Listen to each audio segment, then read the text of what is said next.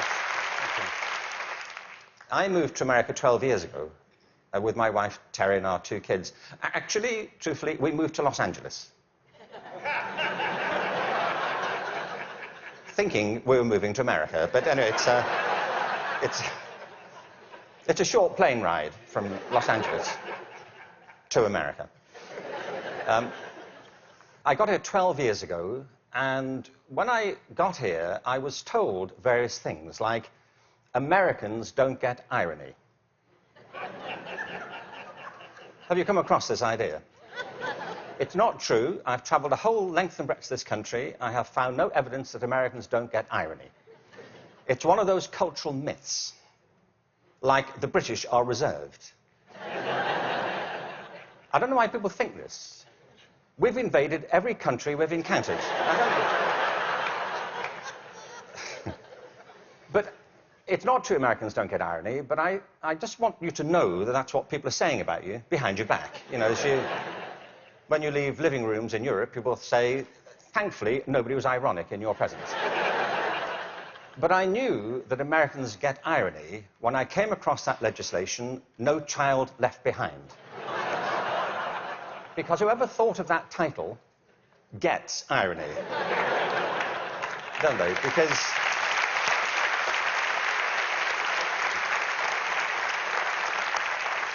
Because it's leaving millions of children behind. Now, I can see that's not a very attractive name for legislation. Millions of children left behind. I can see that. What's the plan? Well, we propose to leave millions of children behind, and here's how it's going to work. And it's working beautifully. In some parts of the country, 60% of kids drop out of high school. In the Native American communities, it's 80% of kids. If we halved that number, one estimate is it would create a net gain to the US economy over 10 years of nearly $1 trillion. From an economic point of view, this is good math, isn't it? That we should do this. It actually costs an enormous amount to mop up the damage from the dropout crisis.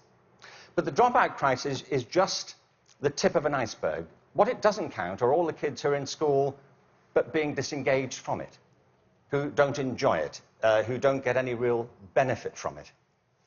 And the reason is not that we're not spending enough money. America spends more money on education than most other countries. Class sizes are smaller than in many countries. And there are hundreds of initiatives every year to try and improve education. The trouble is, it's all going in the wrong direction.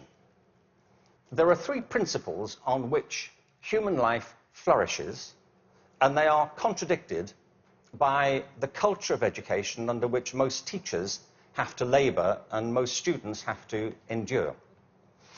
The first is this, that human beings are naturally different and diverse. Can I ask you, how many of you have got children of your own? Okay. Or grandchildren? How about 2 children or more? Right. And the rest of you have seen such children? Small people wandering about. I will make you a bet, and I'm confident I will win the bet. If you've got 2 children or more, I bet you they are completely different from each other, aren't they? Aren't they? You would never confuse them, would you? Like, which one are you? Remind me. You know, your mother and I are going to introduce some colour-coding system so we don't get confused. Education under No Child Left Behind is based on not diversity, but conformity.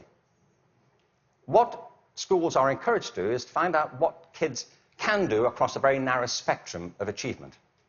One of the effects of No Child Left Behind has been to narrow the focus onto the so-called STEM disciplines. They're very important. I'm not here to argue against science and math. On the contrary, they're necessary, but they're not sufficient. A real education has to give equal weight to the arts, the humanities, to physical education. An awful lot of kids... Sorry, thank you.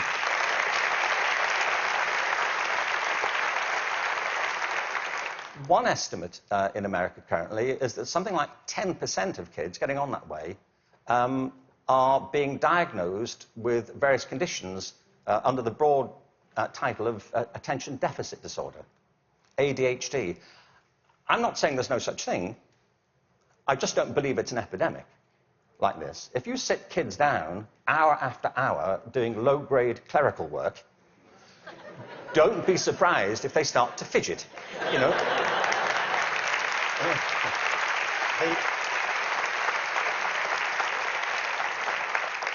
Children are not, for the most part, suffering from a psychological condition. They're suffering from childhood, you know,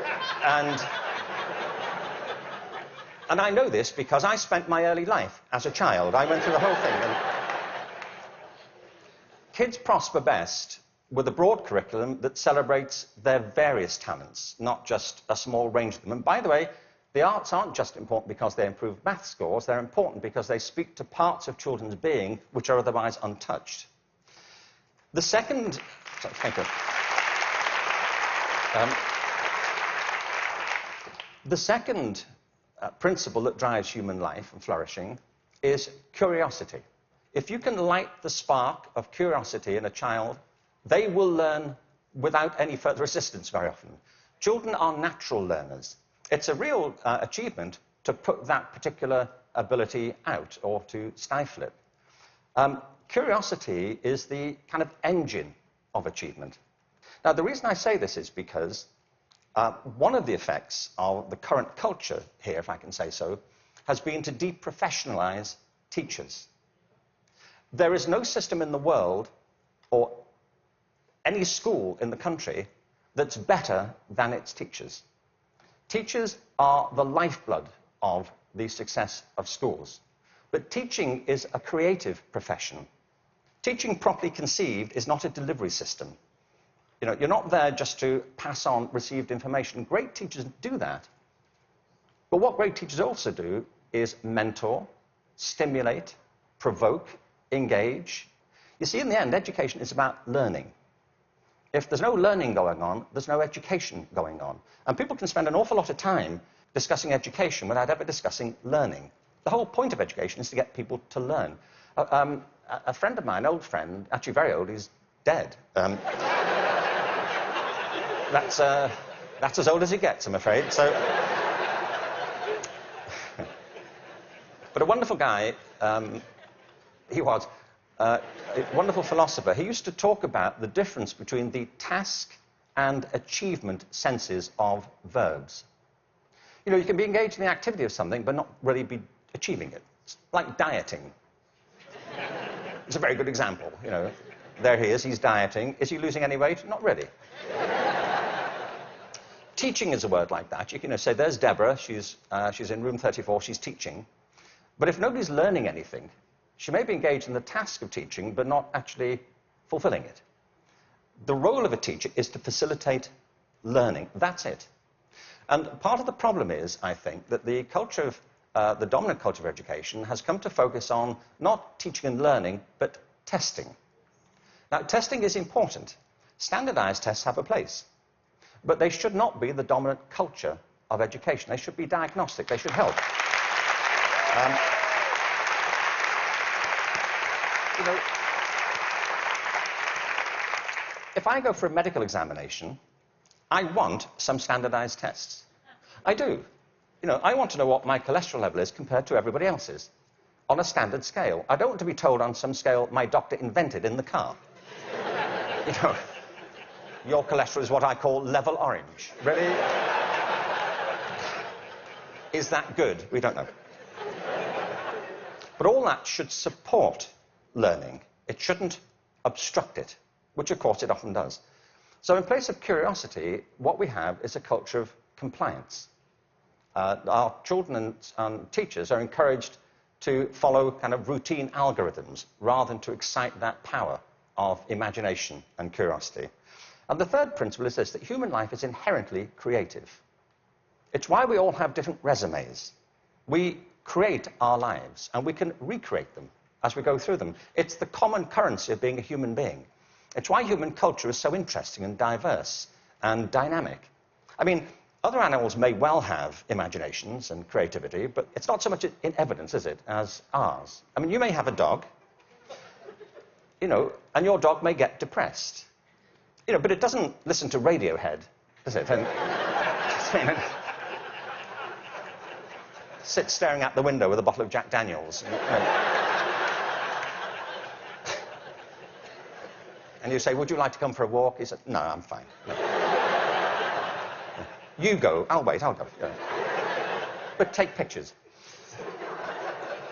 We all create our own lives through this restless process of imagining alternatives and possibilities, and one of the roles of education is to awaken and develop these powers of creativity. Instead, what we have is a culture of standardization. Now, it doesn't have to be that way. It really doesn't. Finland regularly comes out top in maths, science, and reading. Now, we only know that's what they do well at because that's all that's being tested currently. That's one of the problems of the tests. They don't look for other things that matter just as much. The thing about work in Finland is this. They don't obsess about those disciplines. They have a very broad approach to education, which includes humanities, physical education, the arts. Second, there is no standardized testing in Finland. I mean, there's a bit, but it's not what gets people up in the morning. It's not what keeps them at their desks. And the third thing is, I was at a meeting recently with some people from Finland, actual Finnish people, and so somebody from the American system was saying to the people in Finland, what do you do about the dropout rate in Finland? And they all looked a bit bemused and said, well, we don't have one. Why would you drop out? If people are in trouble, we get them quite quickly and help them and we support them. Now, people always say, well, you know, you can't compare Finland to America. No. I think there's a population of around 5 million in Finland. But you can compare it to a state in America. Many states in America have fewer people in them than that. I mean, I've been to some states in America, and I was the only person there. Really. Really, I was asked to lock up when I left. But what all the high-performing systems in the world do is currently what is not evident, sadly, across the systems in America. I mean, as a whole. One is this. They individualize teaching and learning. They recognize that it's students who are learning, and the system has to engage them, their curiosity, their individuality, and their creativity. That's how you get them to learn. The second is that they attribute a very high status to the teaching profession. They recognize that you can't improve education if you don't pick great people to teach and if you don't keep giving them constant support and professional development. Investing in professional development is not a cost, it's an investment. And every other country that's succeeding well knows that, whether it's Australia, Canada, South Korea, Singapore, Hong Kong, or Shanghai. They know that to be the case. And the third is they devolve responsibility to the school level for getting the job done. You see, there's a big difference here between going into a mode of command and control in education. That's what happens in some systems. You know, central governments decide or state governments decide, they know best and they're going to tell you what to do. The trouble is that education doesn't go on in the committee rooms of our legislative buildings. It happens in classrooms and schools. And the people who do it are the teachers and the students. And if you remove their discretion, it stops working. You have to put it back to the people.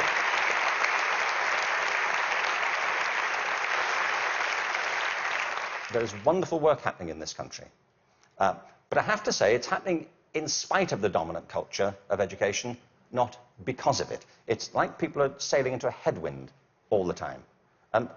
The reason I think is this, that many of the current policies are based on mechanistic conceptions of education. It's like education is an industrial process that can be improved just by having better data.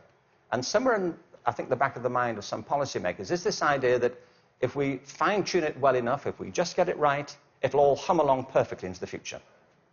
It won't, and it never did.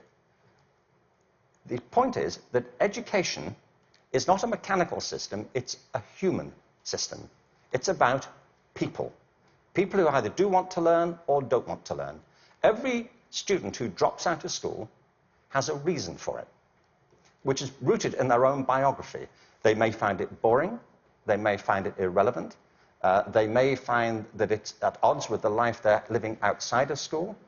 There are trends, but the stories are always unique. I was at a meeting recently in Los Angeles they're called alternative education programs. These are programs designed to get kids back into education. They have certain common features. They're very personalized. They have strong support for the teachers, close links with the community, and a broad and diverse curriculum, and often programs which involve students outside school as well as inside school. And they work. What's interesting to me is these are called alternative education. You know? And all the evidence from around the world is if we all did that, there'd be no need for the alternative.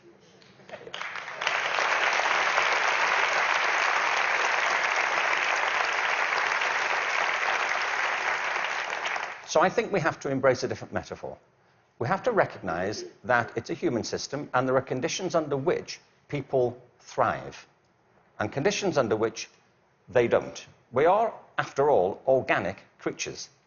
And the culture of the school is absolutely essential. Culture is an organic term, isn't it? Not far from where I live is a place called Death Valley. Death Valley is the hottest, driest place in America, and nothing grows there. Nothing grows there because it doesn't rain, hence Death Valley. In the winter of 2004, it rained in Death Valley. 7 inches of rain fell over a very short period. And in the spring of 2005, there was a phenomenon. The whole floor of Death Valley was carpeted in flowers for a while. What it proved is this, that Death Valley isn't dead. It's dormant. Right beneath the surface are these seeds of possibility, waiting for the right conditions to come about. And with organic systems, if the conditions are right, life is inevitable. It happens all the time. You take an area, a school, a district, you change the conditions, give people a different sense of possibility, a different set of expectations, a broader range of opportunities. You cherish and value the relationships between teachers and learners. You offer people the discretion to be creative and to innovate in what they do. And schools that were once bereft spring to life. Great leaders know that. The real role of leadership in education, and I think it's true at the national level, the state level, at the school level, is not and should not be command and control. The real role of leadership is climate control, creating a climate of possibility. And if you do that, people will rise to it and achieve things that you completely did not anticipate and couldn't have expected. There's a wonderful quote from Benjamin Franklin. There are 3 sorts of people in the world. Those who are immovable, people who don't get it, they don't want to get it, they're not going to do anything about it. There are people who are movable, people who see the need for change and are prepared to listen to it. And there are people who move, people who make things happen. And if we can encourage more people, that will be a movement. And if the movement is strong enough, that's, in the best sense of the word, a revolution. And that's what we need. Thank you very much. Thank you very much.